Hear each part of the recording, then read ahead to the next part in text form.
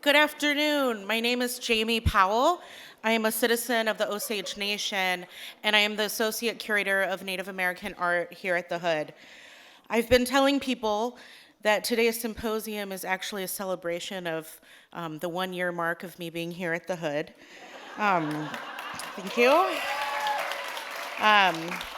But in all seriousness, I am grateful to be part of a team that works so tirelessly to acquire, exhibit, and teach with art in meaningful and innovative ways. This event, which is actually part of our year-long celebration of the Hood's reopening, is about centering not only the works, but the words of the artists whose artwork is in the Hood collection, or as John likes to say, artists who are part of the Hood family. When we began planning for this symposium and discussing what panels we would like to organize, art and social justice was at the top of the list. As an art museum, and particularly one on a college campus, we play an important role in providing opportunities for enrichment and engagement, creating spaces for critical thinking and discourse, and challenging our audiences to imagine and reimagine our world and possible futures. At museums and academic institutions, or as museums and academic institutions wrestle with issues of diversity, equity, and inclusivity, we spend a great deal of time talking about what we should be doing. However, oftentimes we spend so much time talking about making these places more equitable, more inclusive, more diverse, we don't actually get around to doing that work. I'm pleased today to center the voices of three incredible artists, Morehshin Allahyari, Alison Saar, and Hulleah Tsinhnahjinnie, who aren't simply talking about these and other important issues facing our communities in the world today, but whose work and practice is actually doing the kind of work the rest of us are sitting around talking about. I'm pleased to introduce our first speaker, Morehshin Allahyari. Allahyari was born in Iran and moved to the United States in 2007. She currently lives in Brooklyn and works in Brooklyn, New York. Her work has been exhibited at the Venice Architecture Biennale, the New Museum, the Whitney Museum of American Art, the Museum of Contemporary Art in Montreal, the Tate Modern, the Powerhouse Museum, the Dallas Museum of Art, and the Museum für Angewandte Kunst. I think I got that right. Among others. She received her BA from the University of Tehran and an MA at the University of Denver, as well as an MFA at the University of North Texas.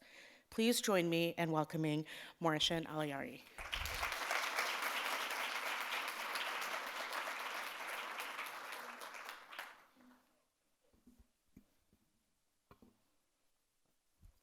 Hello, everyone, and thank you for being here. It's such an honor to share this moment with you and also to be at the very last of this panel. It's been such an incredible day, so many amazing projects. So for today, I want to focus specifically on two projects that I've been working on for the last 4 years. But I want to kind of like start with talking about art activism and this idea of bringing the two worlds of activism and art practice together. So for me, in the last decade, this is how I have thought about my practice, sort of how you can think about art making, art creation beyond the problems of the art world. How can art creation be something that can go beyond the walls of a gallery? One of my favorite quotes that I think I very much connect with is this quote by Nina Simone, which is from a documentary called What Happened, Miss Simone. Has anyone watched this? It's on Netflix. If you haven't, it's amazing. And it's about her life, and somewhere when she's like talking about her work as an sort of like a musician and activist, she talks about this thing which is an artist's duty. And she says, how can you have access to different platforms, have a way to amplify the voice of certain communities, etc., and not use that? So for her, this artist's duty is really about working beyond just being a musician. And through her career, she, as you perhaps know, does an amazing job of using her platform to talk about racism and different kind of injustice in relationship to specifically to Black people. This work that I want to talk about is a work that I started in 2015. It's called Material Speculation ISIS. A lot of the work that I have done is about using technology as, again, way to respond to different political and social issues around us. And I also have always been sort of like a geek in relationship to new tools around us, and also as a woman having a presence there, which again you perhaps know that when engineering worlds or like technology worlds, etc., are still very much male dominated. So for me it's also important to be able to use these new technologies in my work as a way to claim certain spaces. So with material speculation, around this time, I was doing a lot of work around archiving, thinking about archiving as an art practice. And this is a time that the video of ISIS destroying the artifacts at Mosul Museum came out. Some of you might remember this. It's a video that went viral. A lot of people shared it. It was a huge shock because of the way that ISIS was like sharing this destruction of artifacts. And so as a continuum of the work that I was doing with 3D printing technology, where I was thinking about this technology as tools for resistance, as ways to respond to, again, political issues, and also archiving, both as practical ways and poetic ways, I wanted to sort of make a project that would respond to this. So I worked on a series of reconstruction work, which reconstructed 12 of these artifacts that were destroyed. But when I started to work on this project, and what I didn't know was that it required an insane amount of research, because this information that was out there, a lot of things wouldn't match up. I was doing my research, in Arabic and Farsi and English, and I would look at some text or material from like old documents in Arabic, and then I would look at something else in an English translation, and names wouldn't match up, or information wouldn't match up. And also, there were a lot of discussion around how some of these artifacts that were destroyed, they were copies, and an original version of them was saved at a museum in Baghdad. So obviously I wanted to work on the ones that were original and were destroyed. So I did a lot of research. I contacted so many scholars and historians, trying to gather the information that I needed to work on this series. I also, because of the lack of images, had the similar problem basically with reconstruction. So the number of images that was available from these artifacts, again, was very limited. So the only way to reconstruct them was to sort of use whatever images that was available and use a method that was just 3D modeling from scratch. These are the images of the first series. And inside of each artifact, I've embedded these memory cards and flash drives that contains PDF files, images of the process of making the work, my email correspondence with historians and scholars, as well as STL OBJ files, which are standard files for 3D printing, meaning that if you have access to these files, you can 3D print these destroyed artifacts again. And at this point of my project, this is in 2016 when I was recreating the artifacts, I started to really think about these as time capsules, how we can use these sculptures as sort of time capsules for future generations, and to keep this information available, sort of going against the destruction of this memory. I'm just going to pass through this real quick. But around the same time, I also wanted to find a way to share the information, the research that I gathered with current populations around the world. So in 2016, I worked with New Museum and RISEM, and we released a folder of all this research, and which is available online. Anyone can go and download it, as well as one of the OBJ-STL files, which is the file of King Uthal, meaning that, again, anyone who has access to 3D printing can reprint this model. And I was really also, thinking about, if I want to release all the artifacts, and what would that mean? I wanted to try it by putting out one of them and then deciding what I want to do with the 11 other digital files. And that's something that I would like to talk about in a second, and also we can discuss it more during Q&A. So I also, in 2017, made these 3 extra ones, which were 3 heads that were outside of the museum and were destroyed. I call them dead drops, which the idea is that anyone who has access to basically this USB with these heads being installed in galleries or different spaces, it doesn't even have to be in a gallery, any space that this can be installed in, anyone can have access to these files by connecting their laptop or a hard drive.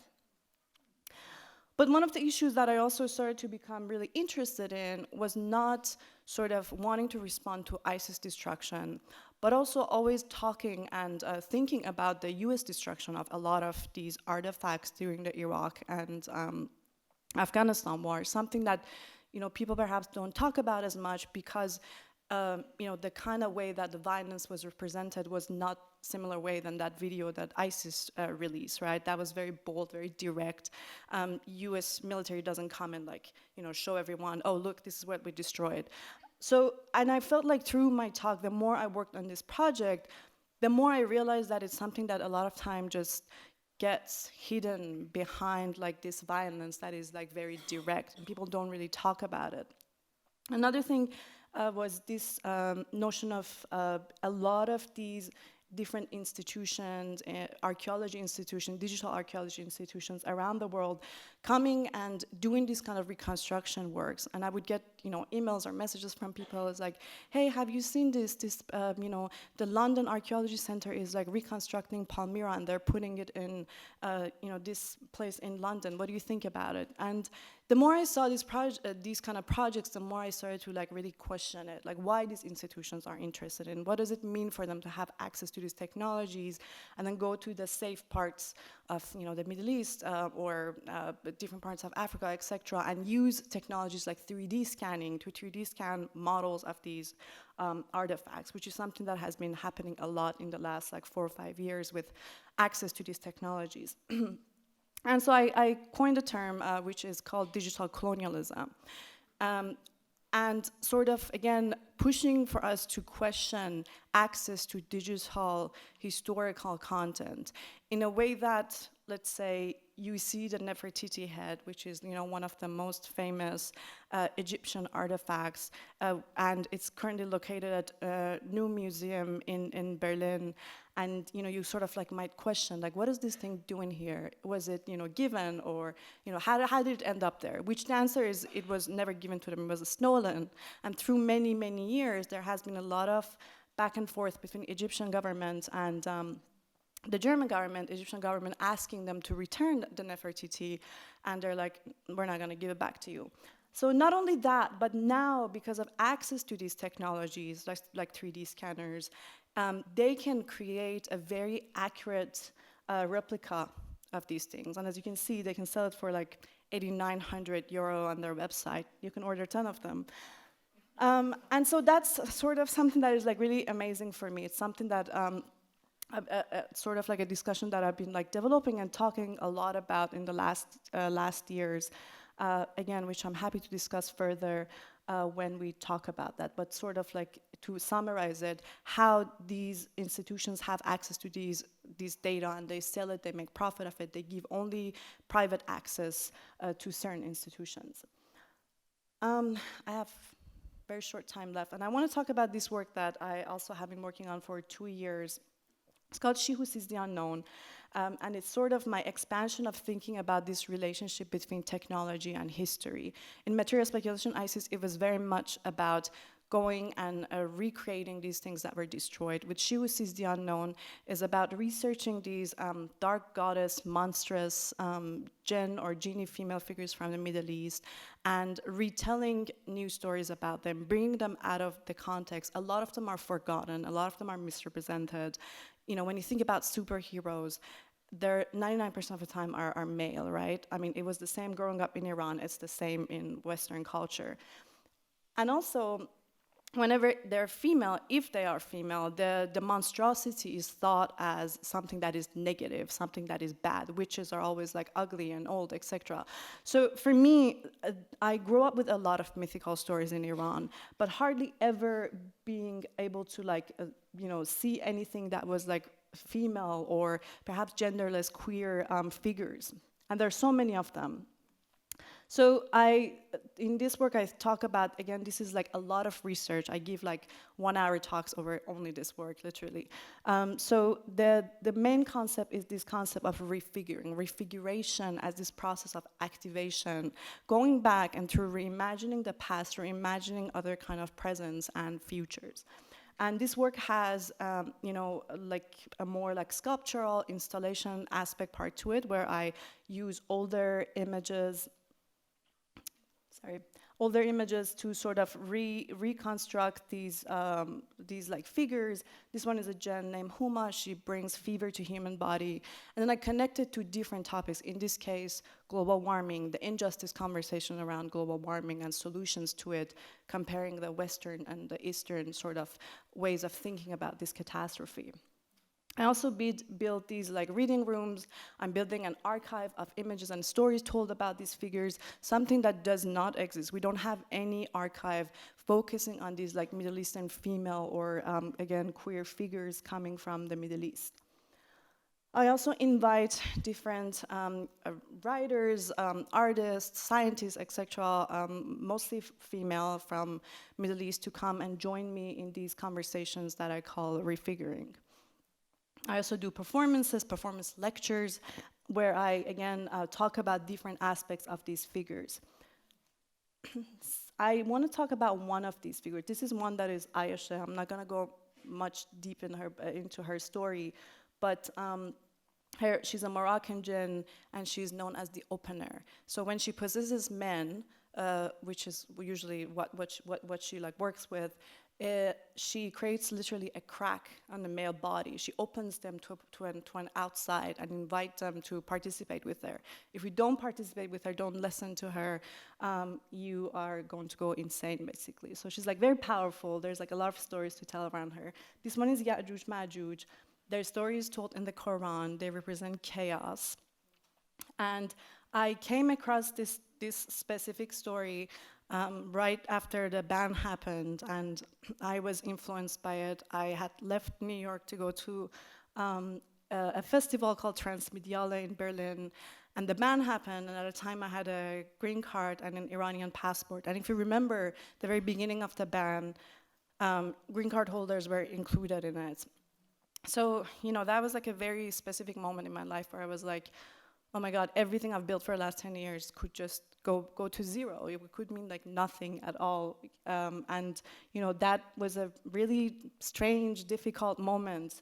And I was privileged enough to be able to come back because I had the green card. But still, it was something that like really stayed with me. And the story of Ya'juj Ma'juj, they represent chaos, but an iron wall gets built to keep them out. So basically, the people of this city asked this person, Zulqarnain, to build an iron wall to keep Ya'juj Ma'juj out. And this sort of like Islamic dystopian vision is that when they come, and then when they break through this wall, is when we're going to experience some kind of ending. So to end this, I want to sort of talk about this a little bit, which is that for me, this notion of embracing monstrosity was like really important, with not only with Shiwusis Dianon, but with Ya'juj Ma'juj. And one of the things that kept happening especially when the ban happened, but also like later when people talk about immigration, was that, oh, well, this person is like so inspiring, this person is so successful, you should like let this person come. How can we like, ban this person from living in this country? And I think that's a very dangerous conversation, because nobody have to be like inspiring or successful to have the right to live somewhere. And so I wanted to sort of embrace the monstrosity, embrace the otherness, and use Ya'juj Ma'juj as these like empowering figures to turn around this like power structure. And so I tell their story, and I build, this is a VR piece that you can sort of put a VR headset and watch this and let the story be told to you. And this is the last one, which is the laughing snake. This is an online piece actually. You can just go to Whitney Museum website and look for this. But again, just to like end this, I think for me, this body of work is very much about finding ways that we can not only reimagine what else could be possible at this very moment, but through storytelling, reimagine alternative kind of futures that are futures that are built by us, for us, which is something that I think very much is lacking. Thank you.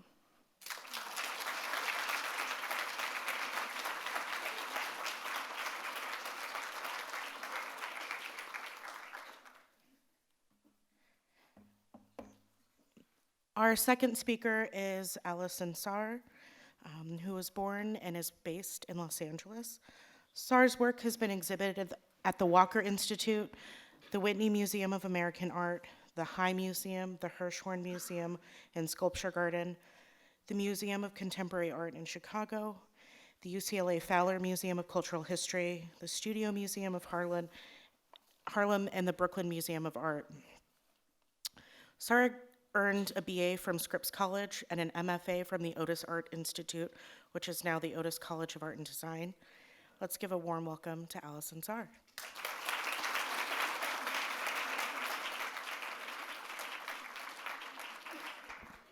Thank you. And again, I'd like to echo everyone else's comments and how wonderful it is to be here and to see the wonderful exhibit upstairs. And I should say it's curious to find myself on this panel specifically, even though I did request it, because I would say about in the early 80s, I had just moved to New York, and I was invited by Lucy Lippard to be on in a show called Art and Politics. And I said, no, you must have me mistaken with my mother, you know, Liberation of Aunt Jemima, blah, blah, blah. And because I never really saw my work as being political, and because the work really comes out of a deeply personal experience, it's responding to things out there in the world, but responding in a real personal sort of way. And so that's always really my springboard. I'm gonna move this away so I can look at what I'm doing. I make objects. This piece is called Dying Slave, and I should say, you know, really sort of my upbringing. My father was trained very traditionally in terms of a real strong Western influence in art making, whereas my mother really came out of looking at art of non-Western cultures. And I think, you know, part of, it never really, politics, I was growing up during the civil rights movement. I cut my teeth on a book called The Movement, which was written by Lorraine Hansberry.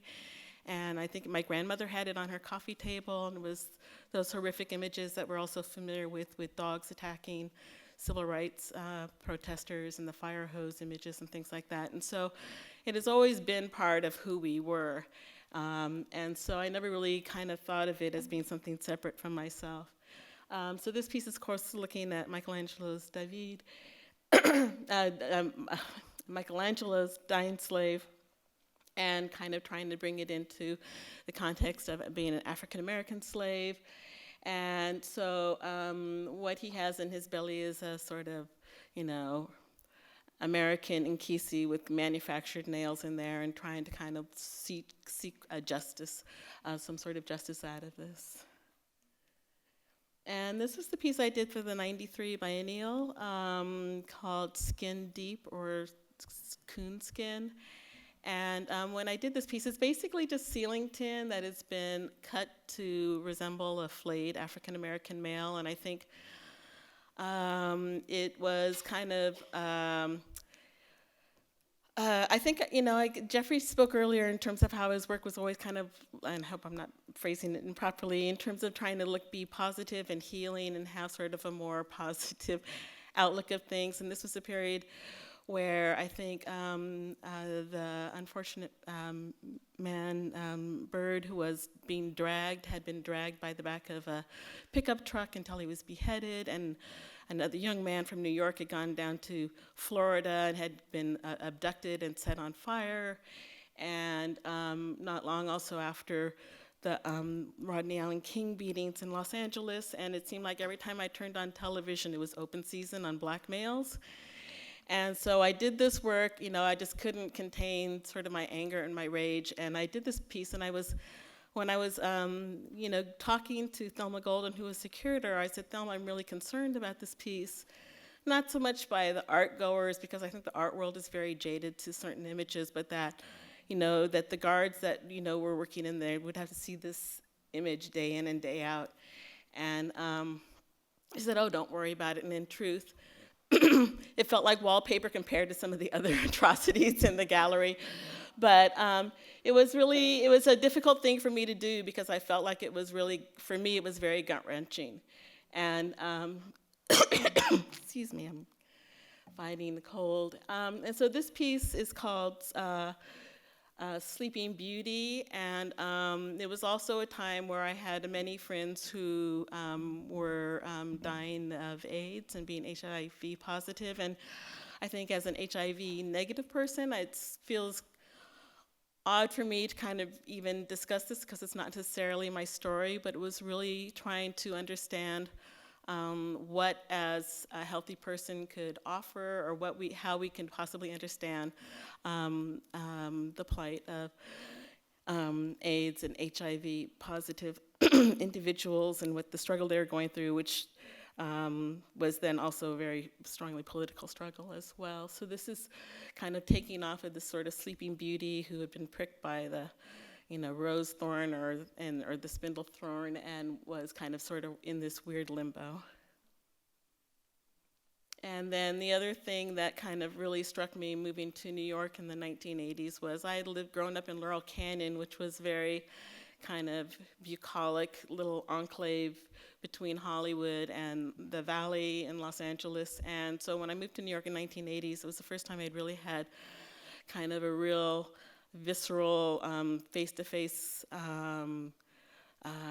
interaction with homelessness, and it was at its height in New York in the 80s, and I think we're now seeing a second cycle of that in Los Angeles and maybe New York as well, but especially in the West Coast. And for me, it was just really heartbreaking in terms of who these people were and, how they became in this predicament and what we could do as people with homes and people with jobs to kind of help and rectify the situation. And so when I first installed this piece, it was at the Hirshhorn, and I put it basically across the entrance, and so people coming into the gallery had to make a decision whether to step over him or whether to acknowledge him and then go around. And he later traveled with the Black Male Show, and it was really interesting to see how adults would not respond to him, but how children would get down on the floor and lay down with him and kind of really look into his eyes, gaze into his eyes. And so for me, I think that was really important to have. You talk about kind of how this art can impact people if it's not out there in the greater world. I mean, it's still often in museum settings and things like that, but hopefully people will be brought in and introduced to the work, and hopefully just allowed the time to kind of communicate with them on a one-on-one basis and understand it very intuitively. This was a series of pieces I did. I was invited to go to Pilchuck, the glass studio, and I was not necessarily interested in glass per se, but I was interested in the history of glass, and when Jane was talking about alchemy and sort of the magic and transformation of sand to glass and transparency and the inertness of it was really fascinating to me. And so I went up there, and it was also right around the time that Obama was elected. And so while we all wanted to celebrate, we were also getting all of this kind of mire coming up with, images of watermelons on the White House lawn and images of both Michelle and Barack as apes. And it was kind of horrifying to realize that this has all been under the surface all this time. And I think the social media, it's a double-edged sword, that we are privy to some great things, but also some very horrendous and horrific things. And so I did this piece called White Lightning, which is basically a distillery. And I thought, the only way we can really sort of defeat these things is by defining them first off. And so I wanted to really define bigotry and racism and thought the only way you could do that was to kind of distill it down to its essence. And so this is a piece where you interact, you punch the little, it's like a siphon, and it brings it up, and brings this red fluid up and fills these clear gloves up to the wrist, and then it bleeds back into the bucket. And I'm not really very good at kind of mechanisms, and so you can see it was staining the wall and staining the floor, and then so it became doubly performative in that people then mopped it up, mopped their messes up and everything. And so you know, I guess kind of to bring to mind that, you know, we may have thoughts and ideas about rectifying these situations, but unless we're actively trying to break those stills or trying to break those systems, then we are participatory in them, that we are participants in it. And this was another piece I did that was part of that same show called Still, which was at Otis. Really came out of I had done some work with a high school in Los Angeles that was based kind of in Chinatown and had, you know, primarily Latin, Mexican, Chinese sort of children coming to it from the neighborhoods, and it was really heartbreaking because a lot of these kids, well, Los Angeles doesn't really teach art until you get to high school, so these kids came into the school with no sort of experience in art, and with a 4-year program, they became really accomplished, wonderful artists, and we were able to help them get into schools, and they were getting scholarships, but the bottom line came down to they wouldn't have enough money to just basically have living quarters, or they had to, when they got out of high school, they were obliged to help their family earn money, and how it just felt like they were kind of still caught in this system of being pushed down. And so this is a young girl sitting on a swing, which is tethered to a cotton scale, and then her weight, her value is being counterbalanced by a cornucopia of her options. And so there's tools of labor, you know, domestic work, and the cornucopia itself is a coal scuttle.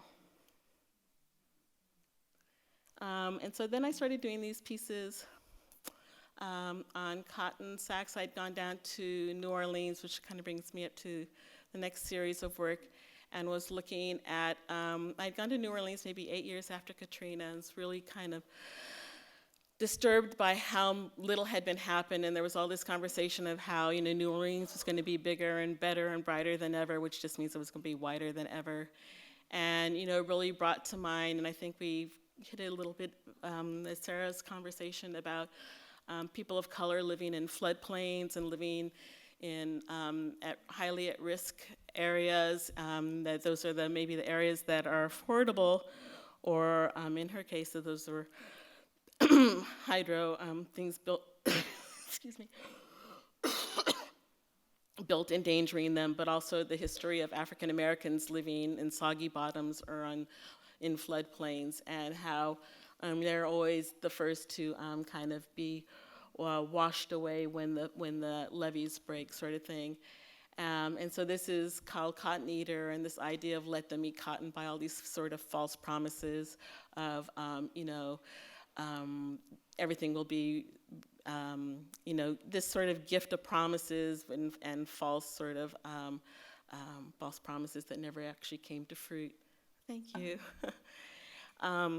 And then that also led me to kind of looking at the history of flooding and the Great Mississippi Flood, which led me to a series of works that was a show called Breach, and kind of again looking at how in 1927 blacks were put, most of them were sharecroppers during the Great Mississippi Flood, were put up on top of levees in basically camps. Internment camps, and they were forced to wear labels, which makes me think of Manzanar and the Japanese internment camps, and if they were caught off of the levee, that they were jailed. If males were actually, black males were conscripted, forcibly conscripted to work on the levees, and could be shot or jailed if they were not, you know, doing this free labor. And so these were two drawings I did on basically feed sacks, which may have been you know, from the 30s or 40s, that could have been actually used for shoring up levees. And then it ended up also as a full-scale sculpture. So she's about 6 feet and then up another 13 feet for her thing. And so that piece is called Breach. And this idea of, simultaneously someone who has suffered and had to evacuate their life with no help or assistance from, the Red Cross, which was actually when they started in 1927, but also to have this sort of strength and this inner strength to kind of persevere and survive these atrocities. It's kind of a natural disaster further impacted by political and economical abuse. And then that led to a series of pieces called Haiti. I call it Haiti's DWP, which is Department of Water and Power. And I often look into mythology or history and kind of bring that to talk about contemporary times. And so these are the five rivers of Hades, where you go in and each one brings you a step closer to the underworld. And I worked with a really wonderful poet named Samia Bashir, who wrote basically these voices for each of these rivers. And so those are what are tied onto the tags. And while I was in the studio making this, the news was breaking about Flint, Michigan's water crises and things like that. And so sometimes, you're making something and it all just falls into your lap, pours into your lap. And then the last show I had was called Topsy Turvy. And so I was starting to look at Harriet Beatrice Stowe's Topsy, and this sort of, on one hand, considered this sort of mischievous character. I mean, even Beatrice Stowe, who was, considered herself an abolitionist, was describing her as goblin-like and having sundry tails and all of these things. And so I really wanted to embrace her sort of resistance. And, she, I think one scene, she's always kind of like to Eva's lightness, who was blonde and beautiful and bright and generous. Topsy was naughty and dark and negative. And so she was kind of like this negative shadow of her. And I guess in the story where Eva's handing out threads, of golden hair. How long have you been holding that sign up? I'm really sorry. I'll finish this story and then we'll skip the last 2 slides of, giving out these strands of hair in terms of this sort of gift to Christianity. Topsy instead has decided to, if that blonde hair is her power, she's basically scalped her and taken the entire scalp. And I'll leave it there. Sorry about that, folks. Thanks.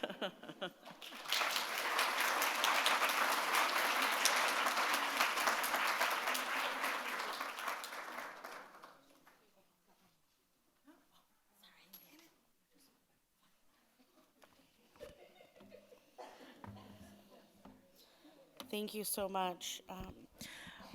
Our third artist for the panel is Phoenix-born photographer and videographer Hulleah Tsinhnahjinnie. Tsinhnahjinnie is a professor of the Department of Native American Studies and the director of the C.N. Gorman Museum at the University of California, Davis. Her work has been exhibited at the Eiteljorg Museum, the Great Plains Art Museum, the Photo Art Festival, the University of California, Santa Barbara, University of Texas at Dallas, the Herberger Institute for Design and the Arts, and the Center for Contemporary Art in the Netherlands. Please help me welcome Hulleah Tsinhnahjinnie.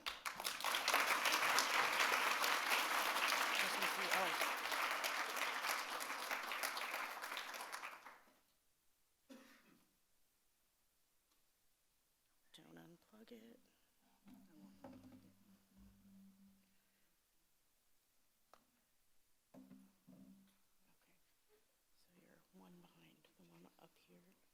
Is the one that's showing you. Ooh, it's very tiny. That's okay. The notes? Yeah. Not them to see the notes. You're not supposed to see the notes. Jami. This is when we had a tech check. This is fine. This is fine. Yeah. So I'll just make general years and statements.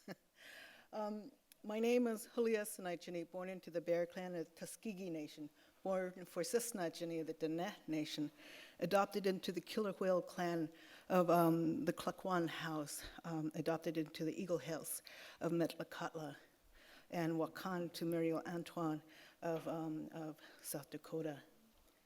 These are my relationships, and I ask permission from the ancestors here to speak. Oh.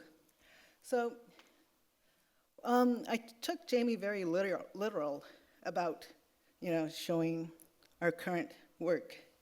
So social justice. People were always asking me, are you still photographing? And, I have to explain, yes, I still do that. And, but I do it in different kinds of ways because I'm a director of a museum. And so sometimes I'm photographing a whole collection that's going to be donated to the museum. And I learn photo stacking, focus stacking.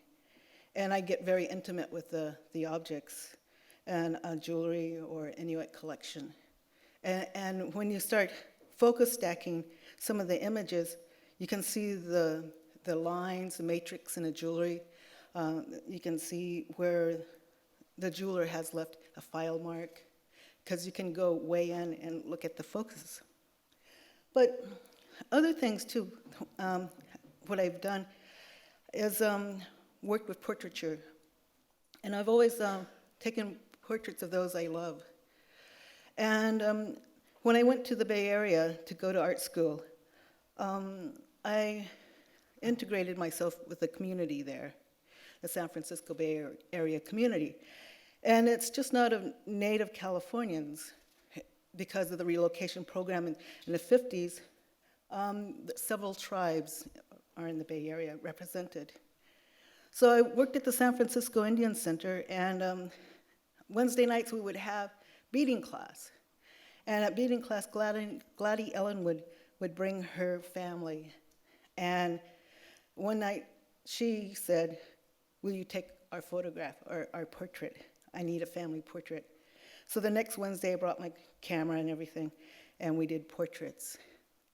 Her grandchildren come to me now to ask for these portraits. With the project with the Union 1199 was the Images for the Native American Women of Hope series. This is Wilma Mankiller in 1996. And she's related to the Bay Area because in the relocation era, her and her family were relocated from Oklahoma to the Bay Area when she was 5 years old. And she leaves later. But she was very active in the Bay Area, helping when Alcatraz was being occupied, gathering blankets, donations, just a real activist and a friend. And so one of the things about taking these portraits, these friends, they become famous, and their hearts show through. Another portraits that I took with the Bread and Roses was Carrie and Mary Dan. Oh, I forgot to mention with Wilma, which is pretty incredible. She was bestowed 14 honorary doctorates and several other awards throughout her life for the work that she did. And the community was just very appreciative of her work. Carrie and Mary Dan, they weren't, I met them on this project. And they were suspect, and they had reason to be, because they had some really strong fights going. They were fighting the United States for their land, the Western Shoshone. And so they wouldn't just say, yes, come and photograph us. They said, come visit, we'll see. So we drive over to Duck Valley, and we visit. And they said, well, we'll see. And then in the evening, Carrie brings over a lemon meringue pie that's very, not very sweet. So she watches me eat, and she said, how is it? I said, it's good. She said, okay, come over at 6 a.m. So, Carrie's still with us, Mary isn't. Mary passed away in 2005. But they brought up a case to the Supreme Court, the US versus Dan, and it was about 26 million acres in Nevada, unceded Western Shoshone land. And yeah, giants. Randy Burns in the Bay Area, he's a Paiute. He was one of the 5 grand marshals in the San Francisco 2005 parade. And him and Barbara Cameron founded Gay American Indians. And that was in 1975. I came into the Bay Area about 78. And so when I met with Randy, he was like, oh, good, you're going to do photographs for us, do posters.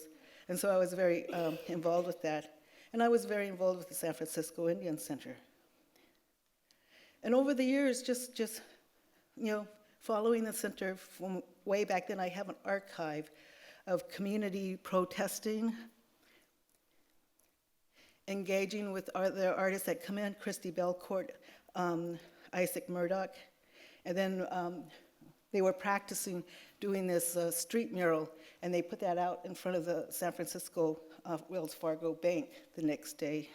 I was unable to make it because I had to teach. Climate March, and the Bay Area and the California Native community are very active, extremely active. And of course, having San Francisco declare Indigenous Peoples Day, we're always having Indigenous Peoples Day on Alcatraz, or I don't like to call it on Thanksgiving, but that's what some of them call it. So that brings, let's see. So this brings us back to San Francisco. So this is, oops, hang on. So this is in the wrong area. Okay, so let me do this first. Okay, so in San Francisco, in late 1800s, a couple of years after the Civil War, the Pioneer Monument was commissioned by James Lick. And James Lick, like a lot of the entrepreneurs of California, a bit shady. So he didn't want his illegitimate son to inherit his fortune, so he gave most of his money away.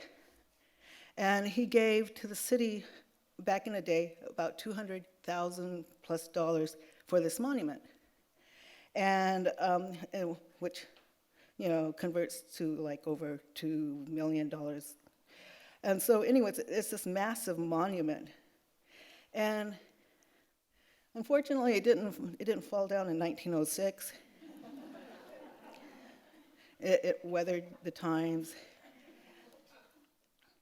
But around the monument, in the West Pier is titled N49, and of course we know 49 wasn't very good to the California Native communities. North Pier, plenty. Eastern Pier, early days, and the Southern Pier, commerce. Of course, what we're going to focus on is early days. So this is what early days looks like. And it wasn't just an overnight asking of having the monument removed. It was over a 25, 27-year period that the community had started. And it was originally in its original place, which was 8th and Market, and then was moved to between the San Francisco Library and the Asian Art Museum now, where it lives. And when it was moved, it was given a new plaque to address the genocide that happened against the Native Californians. And the Catholic Church were really on it because they wanted to make sure that they weren't the bad guys in it. And but it addresses the genocide, and but after a while, they had these really nice cacti around it, and you couldn't read it, get close to it. So the community like I said, it's been working for 27, 25 years to have it removed. Finally was able to have it removed. They got an okay from City Hall and everything, but then they heard an injunction was coming. And so we had done the climate march about 2-3 days before. Morningstar Ghali, who's one of the activists, called me and said, "We're going to remove the statue at 5 a.m. in the morning. Can you be there?" I'm like, God. I live in Woodland, which is like 80 miles away. I said, "Oh my God, can't you get a younger photographer to do this?" and she's like, "Auntie, come on." And it's like, "I'll think about it and see if I can wake up." The thing was, I couldn't go to sleep. So when it was about 2:30, I threw everything into the truck, all the equipment, and went. Because if they didn't take it down at 5 o'clock that morning, the injunction would prevent it. So when I got there, the truck was there. And at first I didn't see anybody. And then they started wrapping the statue up. And then the community started coming and witnessing. And some started singing.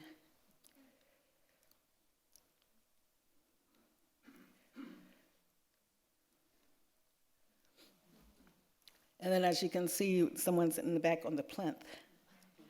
Now I'm going to go back to this other. Okay. Oops.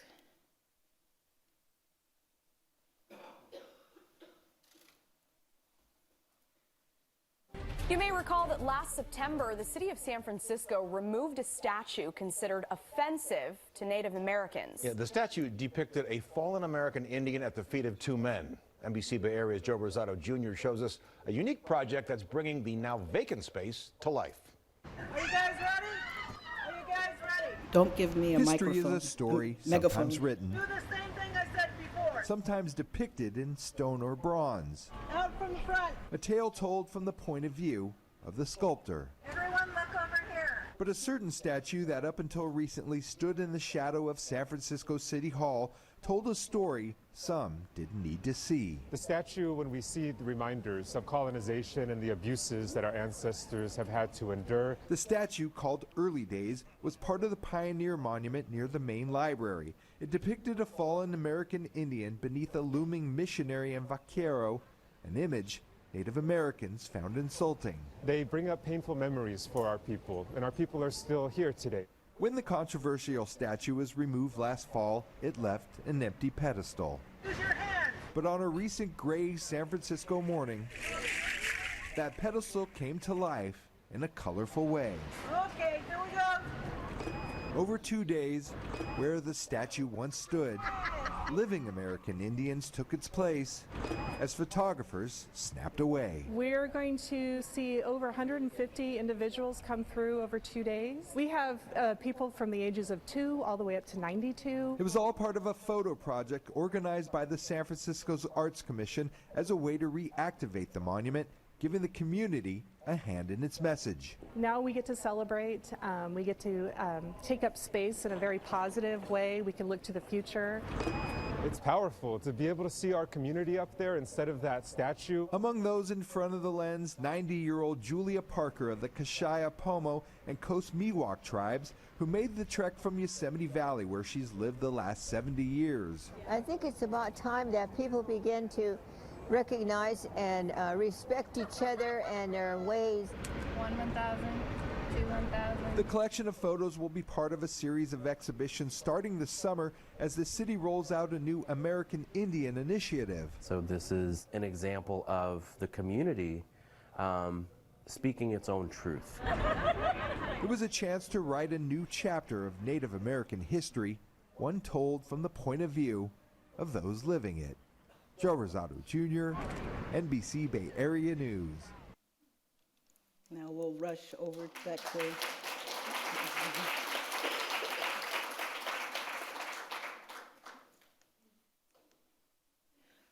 So the San Francisco Art Commission coordinators, Barbara Mumby and Geraldine O'Brien, they came up, well, the first idea was that they were going to have the people that were there, and I would photograph them. It turned into 150 people. It was originally like 25 people, and it turned into a 2-day event. And then they brought in other Native photographers, and it was incredible. So we have Jane doing portraits, formal portraits inside the library. Brittany's doing the wet plate colonial on the outside. Jaron Bonilla photographing the event. Myself, Najoni Elawanda is my assistant. My wife and my son were also assistants. And then Anesti Vega did video interviews with Roving. This is Brittany. And then some of her images. And it's interesting because I always talk about the racism within photography, the chemicals and all that, and how it wasn't the chemicals weren't made to highlight our skin. And one of our community members, Elle Frank, has a full face tattoo, and it erased it. Of course, she's going to put it back on. And then the inside videos. So for the community, it was really a time for them to speak out.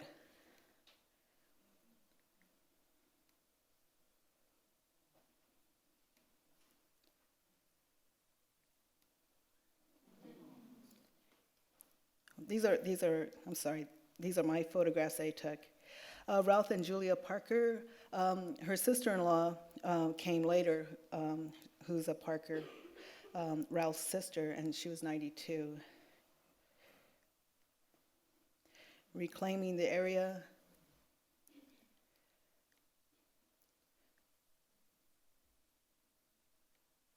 And the conditions were the worst. Rain, sun, clouds, whatever. My son is Pitt River, Northern California, Pitt River, and this is Morning Star Gali. She's Pitt River also, and they tried their hardest to look strong that morning.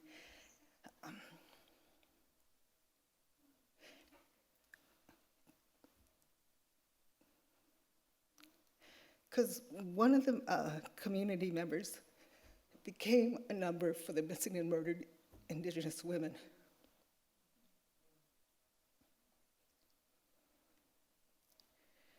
And so standing on that plinth meant a lot. That the community was there, that they were leaving a legacy. And to us, that is important. For our generations to understand that we fought for visibility, that we fought for visual sovereignty. Thank you.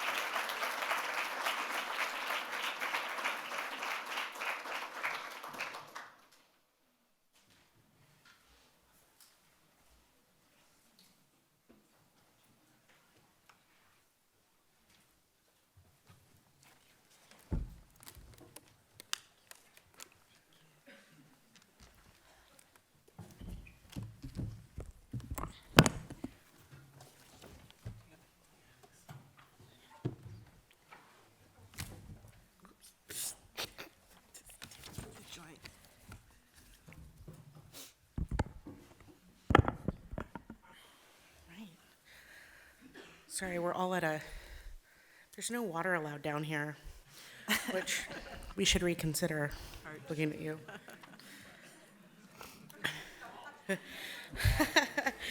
I can't thank you all enough for being here and for sharing your work and your wisdom with us.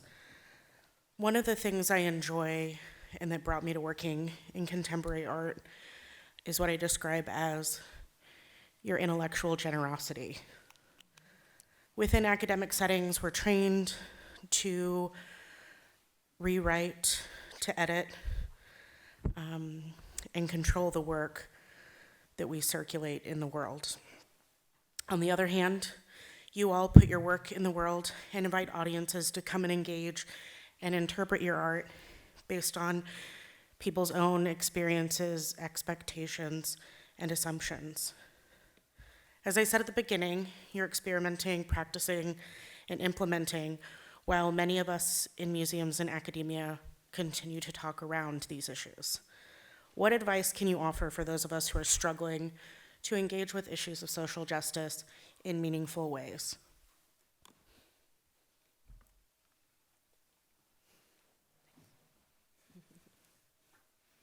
Should I do it? Well, I think, like, sort of thinking about it, you're asking this question specifically from institutional perspective, right? If I'm correct, I'm understanding. Yeah, or how to shift. Yeah, I mean, I guess, like, talk about it in two ways. One is that for institutions, I honestly think, like, sometimes some things needs to maybe, like, get destroyed and rebuilt from the beginning, you know. Sometimes it's about really, like, looking and trying to, like, find why certain things are, like, not working out. So I don't know, I guess for institutional standpoint, I would not be the best person to, like, respond to that. But I know from the personal or, like, just regular everyday life standpoint, one thing that I always talk about is that how much I believe in sort of the power of micro actions as having macro influences. Because a lot of times when people talk about activism or social justice, it can be really, like, thought about as, like, you have to do one big thing, you have to go to protest, you have to, like, go and, like, sign some petitions. And all those things are amazing and valid and important. But I also think sometimes it can be really as simple as considering how each of us on a daily basis can influence different things by exposing issues, by addressing issues. Sometimes it's not even about solving a problem, which is another thing. People think that you have to, like, be able to solve something. It's really sometimes about making something that is invisible visible. And I really believe in that.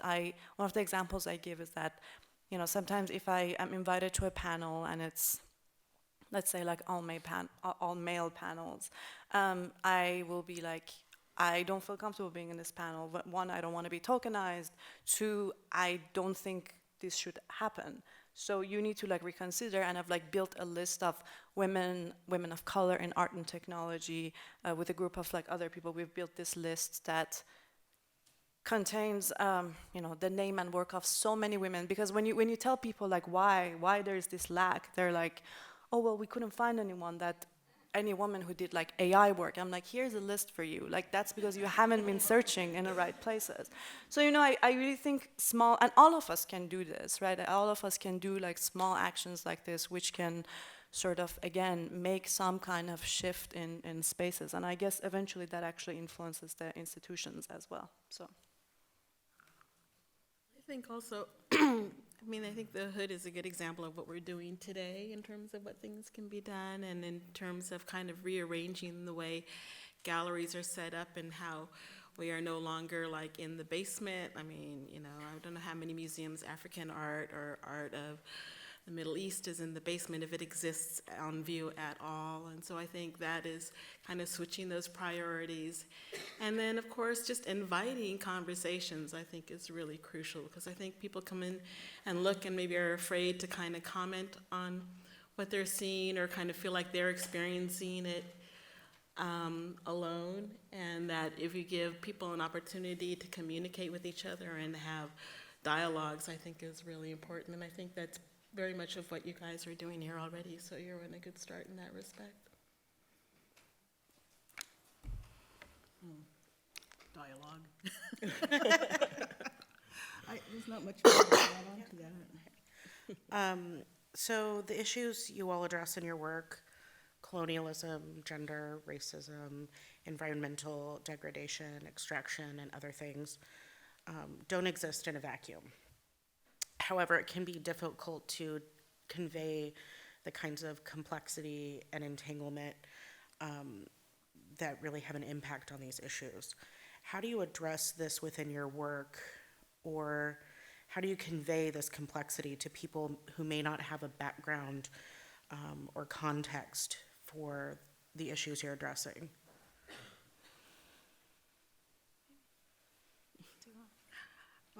Well, I was telling someone earlier, I said, I'm at that time in my life, I'm not going to explain it. I don't have the time. I work with graduate students, and those graduate students are Native American Studies graduate students. So they don't need the basics. We're jumping from another level so that we're not, because if you keep on starting from the basics, you don't get anywhere. It's like, yeah, so I don't explain. And I perhaps, as an example, just 5 minutes ago, explained too much. But, you know, I think, and where art can do what advertisement and the media maybe necessarily can't do, is that it can present it in a way that is at once inviting.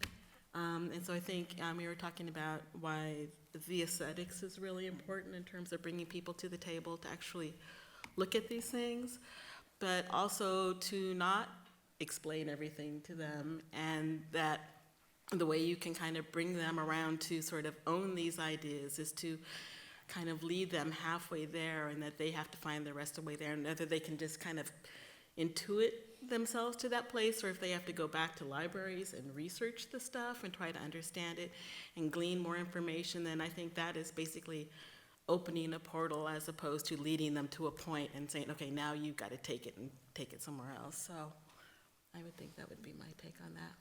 Yeah, absolutely. I mean, I definitely connect to both of those perspectives. I think for me, it also has been a learning curve because, you know, I think when I moved to the US, I was trying to like wonder, where is this space? You know, when you're so in between and you sort of like have an understanding of this culture, which is something Bahar was also like talking about, like being always in this between place and talking about things that are very personal to us, but at the same time, knowing that it has like a bigger collective connection to the world.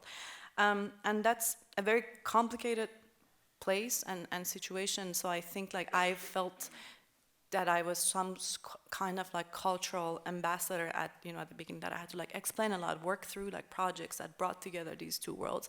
And then there was a point, and honestly, I think since the election happened, since the Trump thing happened, I sort of had like I had to like step out, and I don't know, the shock was so big, although like, you know, for me, he's a symptom of many things that has been happening in this country for many years. But at the same time, the shock was so big, like from people that I knew, that had known me for many years, who like voted for him, and I was just like, wait, I don't understand, how could this like happen? How can you like love me and still vote to this person and still want us to be friends? So it was really like a crisis for me, and from there, I like started to like really think about that. Like, do I want to spend a lot of time trying to like educate, you know, Western like white populations, or do I want to like use this like very energy to actually empower my people?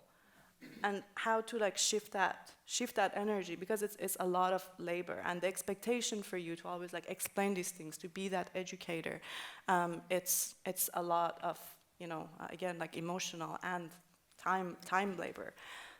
So yeah, it's been sort of up and down for me in that sense. Well, I think also as artists, if you focus too much on this sort of trying to provide a cure, that you really end up becoming infected in a weird sort of way, that you just get enraged and you get angry and you can't really function. And so I'd advise against that. I think sometimes maybe the younger generation has the energy to teach the basics. I don't know why you're looking at me. Thank you for calling me young.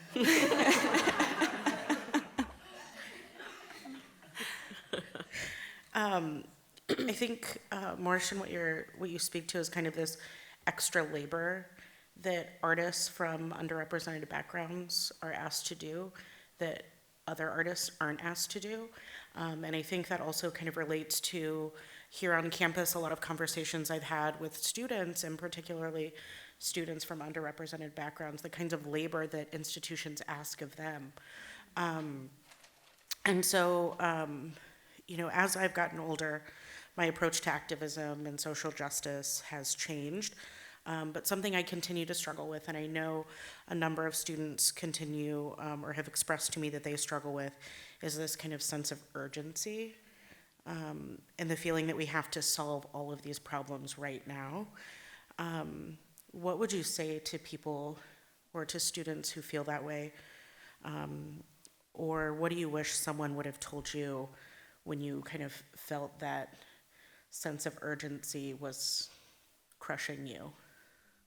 That you can't solve all the problems, and also the fact that, again, like it's something that I was talking about, like it's okay to just actually make something that is invisible visible. I think there is a lot of value to that, and the fact that there's so many things, you know, I don't know, sometimes I think about this and I'm like, oh my God, am I gonna like die and still not see the day that just like, maybe we don't even have International Women's Day because it's not even a problem, you know? So, and these things are like always with you, and you're like, okay, these things are maybe like not gonna solve, but then again, like maybe there's small things you can have influence on. But in general, I don't know, with art, I never focus on, even with art and social justice, I don't ever focus on solving issues. And that's something that I think has given me like a lot of ease, that I'm not here to solve issues, I'm here to like ask difficult questions. And sometimes that can lead into something getting solved or maybe changing in some ways. But, you know, that's not why I'm doing what I'm doing. I think earlier when the panel, Jeffrey and them were asked, you know, are they political activists? And that, you know, that I think, you know, sometimes that energy of urgency can sometimes be funneled off by doing more kind of like classical activist work, but then at the same time, maybe that doesn't have a place in the studio, or that can kind of burn off some of that stuff, and then you can come back in the studio with maybe a greater understanding of the issues, but also maybe, I don't know, to kind of have a more calm and sort of introspective look at those issues as well, and then kind of end up creating something that kind of pushes beyond to sort of, you know, sort of really blatant sort of ideas as to what needs to be done or what should be done. But it can kind of, and I think, you know, again, going back to this idea that art can kind of transcend, can kind of break down those barriers, because it can kind of move in and kind of seep into your pores without necessarily noticing that you're being infiltrated sort of thing. And I think that's something to keep in mind, to be able to keep that separate from the studio if necessary, if you can't do both. The way I relate to that is that because Native communities are always in state of emergency, but we have to step back and ground ourselves. We're either fighting federal policy that wants to disband us or to take our resources, and we have people who who walk forth and put their bodies on the line. Mm-hmm. But we have those that stay behind and sing the songs or work on the paperwork that needs to be submitted, or those who take care of, you know, the children. So there's different levels of taking care of this emergency. We're always in an emergency since contact. Mm-hmm. Yeah. Well, I'd like to open it up to questions from the audience. Oh, a student, wonderful. Could pass the microphone, that would be great. It's coming across.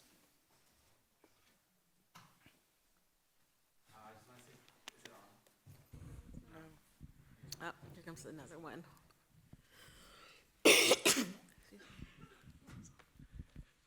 I just want to say thank you for being here with us today and speaking with us. Recently, we had the opportunity, thanks to Professor Tatiana Reynosa in the Art History Department, to hear from a few Latinx artists on campus. And their work was also deeply embedded in social justice and the practice of social justice. and they emphasized how their work has helped them and their communities heal. So I was wondering if you guys, if at all, could speak to the ways that your art has also helped you or your communities heal.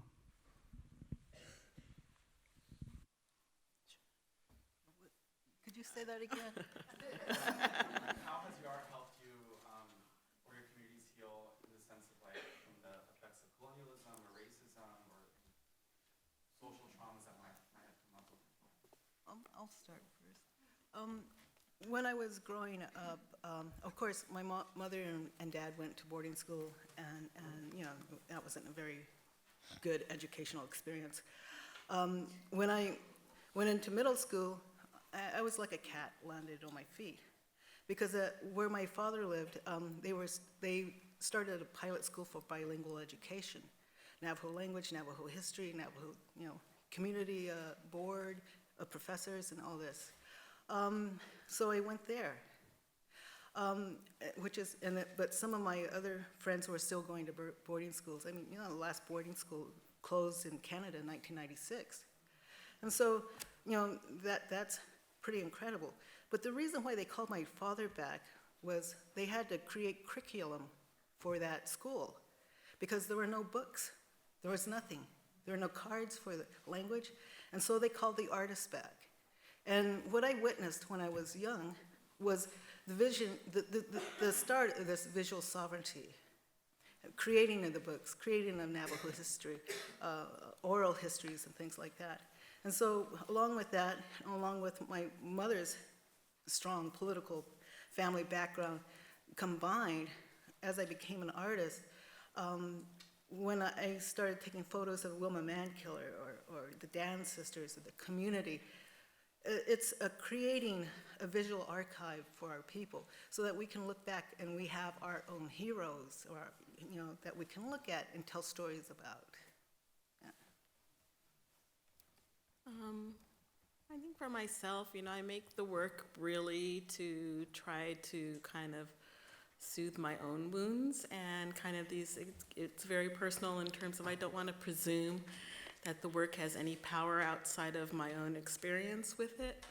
And if by going out there it does have some effect or it does open some eyes, then that's kind of great. But I think I'm very selfish and I make the stuff just for my own survival. So that's what I'll say.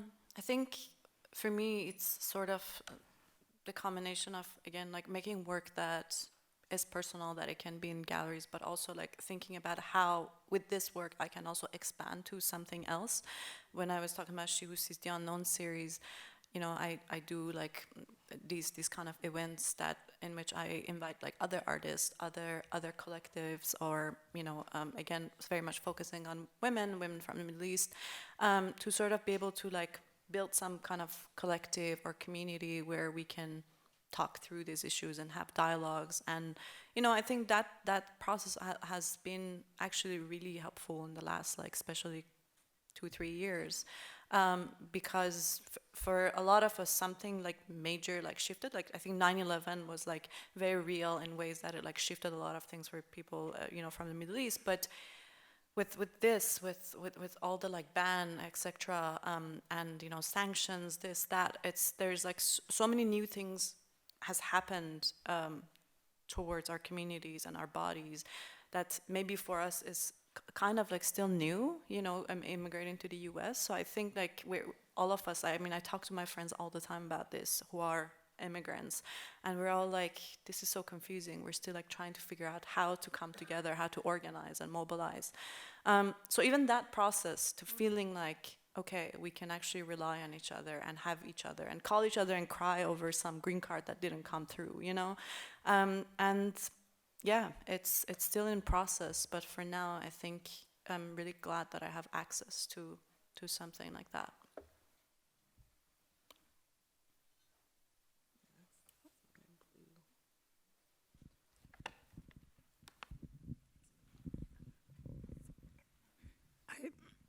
Excuse me, I think I heard you all agree that there are no easy solutions, but that illuminating problems is one of the greatest gifts you can give. My question, at this point in time, each of you, what do you see as the most important issue from your point of view that your art might illuminate?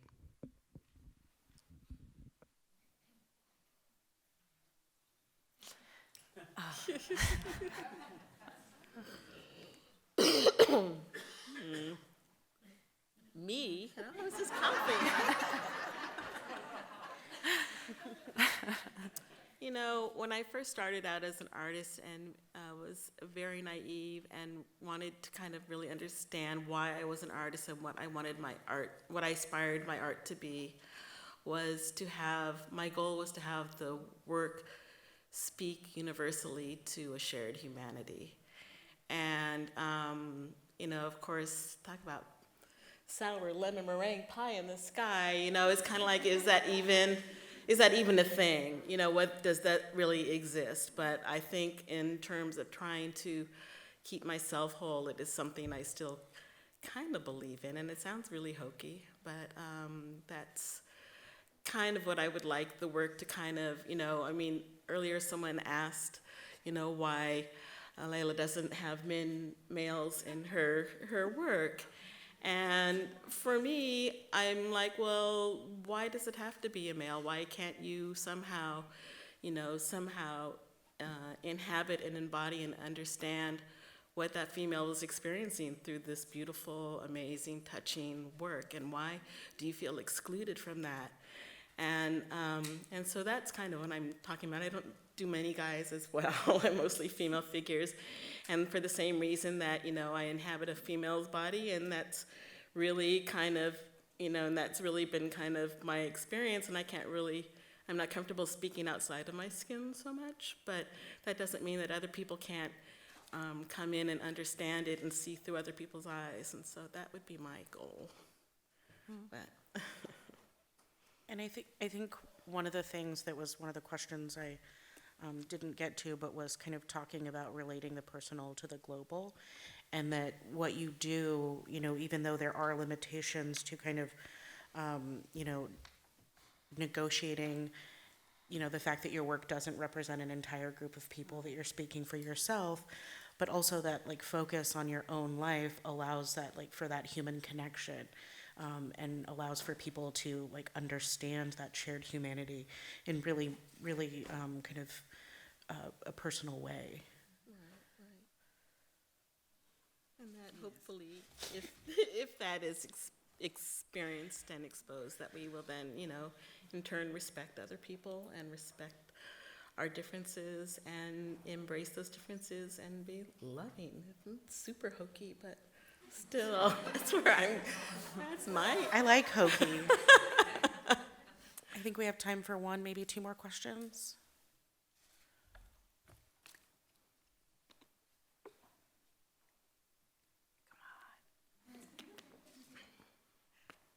on. Okay, well, I'm going to invite John back up to the podium. We'll just sit here awkwardly. And you can excuse us for good behavior. That was really wonderful. Thank you all.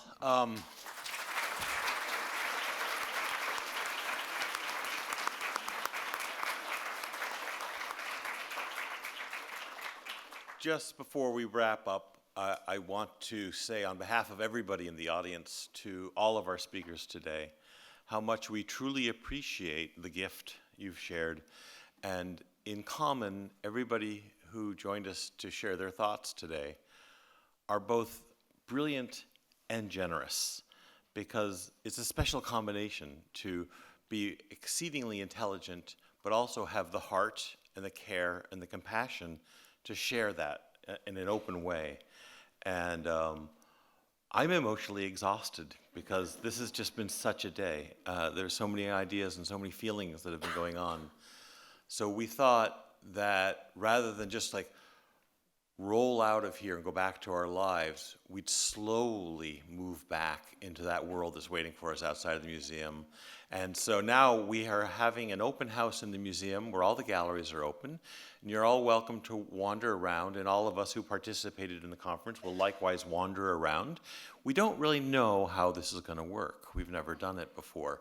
But the thought was that, oh, maybe you'll see Sin-ying and you'll say, hey, what do you think about this red painting? Everybody follow Sin-ying. But anyhow, so for about an hour, we'll all be upstairs in the galleries. And then after that, we'll step outside. We've got a nice reception planned in the Rousseau atrium. But if I miss you, thank you very much for coming. It's been a really wonderful day. It's far exceeded all of my dreams, and this was, in fact, a dream. Thank you.